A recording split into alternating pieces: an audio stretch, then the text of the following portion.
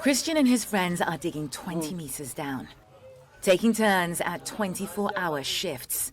There's no light and little oxygen, but what they bring up is precious. This is the start of a supply chain leading all the way from this makeshift mine to your luxury battery-powered car. The sacks are full of cobalt ore, a crucial component in lithium-ion batteries, set to power the coming green energy revolution. But at what cost? There is growing evidence that the cobalt supply chain uses child labor. Companies say they're working hard to verify the source of all their hand-mined, artisanal cobalt, but that it's a difficult task. We're here to follow the supply chain and see if we can do it for them. Before we set out, even the local governor warns us to expect to see children at work. We arrive at the Musanoi River mine, where the cobalt ore is washed to grind it down.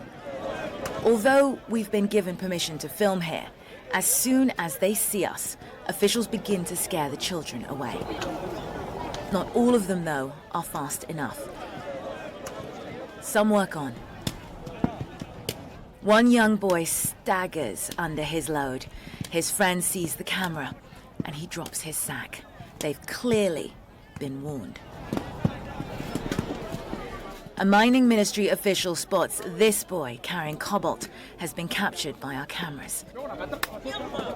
His response is brutal. Later, we ask him why he struck the child. He refused to answer.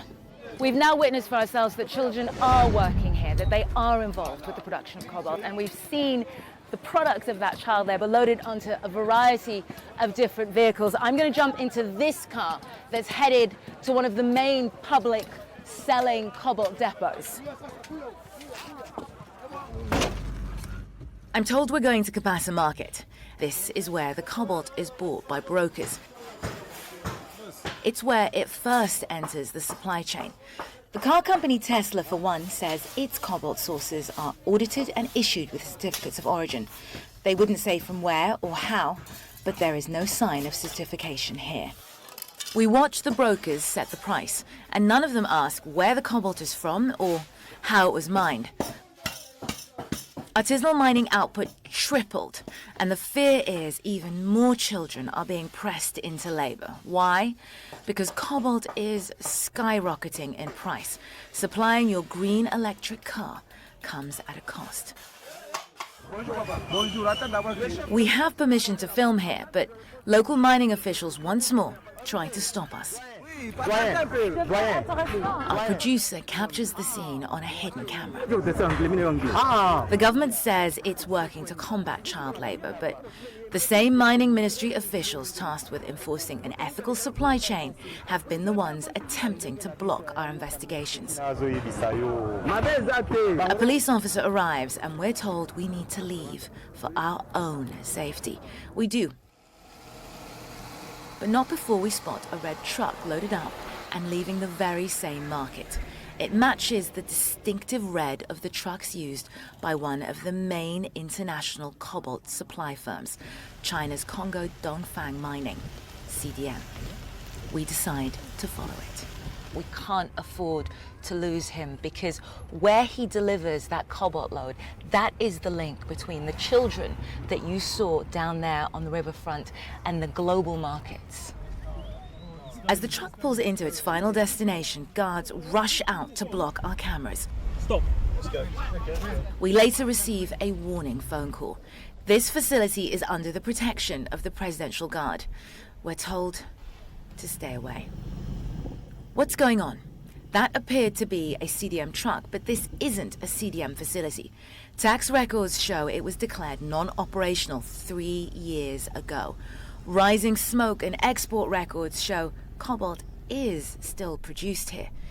CDM's parent company, Huayu, tells CNN they did have a relationship with the facility, which ended only last year.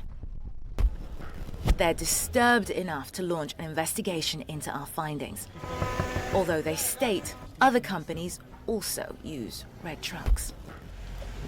CNN visited 3 sites to show how widespread the use of child labor is. At this mine, in spite of our permissions, we eventually had to resort to filming undercover to capture the children. 9 years. We couldn't prove where exactly the dirty cobalt enters the international supply chain, but we witnessed that it does.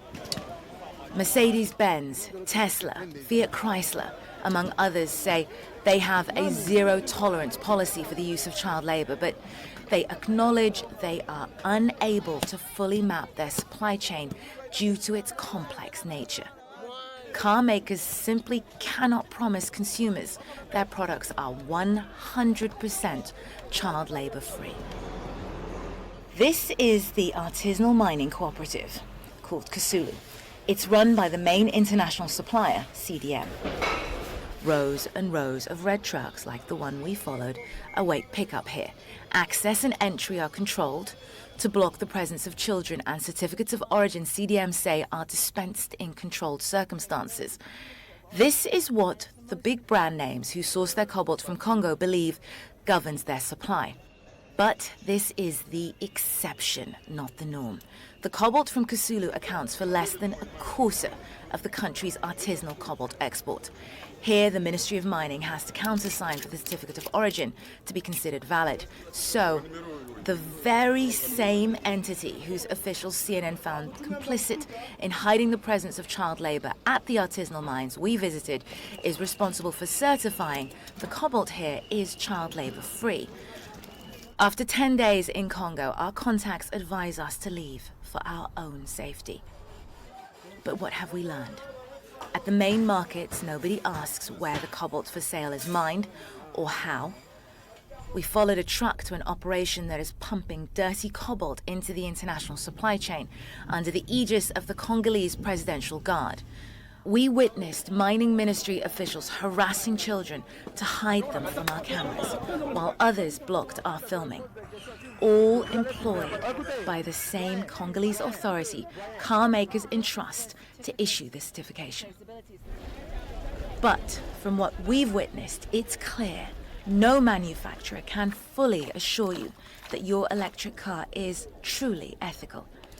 And as demand for essential cobalt soars, it's children like this little boy who are paying the real price. Nemel Barer, CNN, Kolwezi, the Democratic Republic of Congo.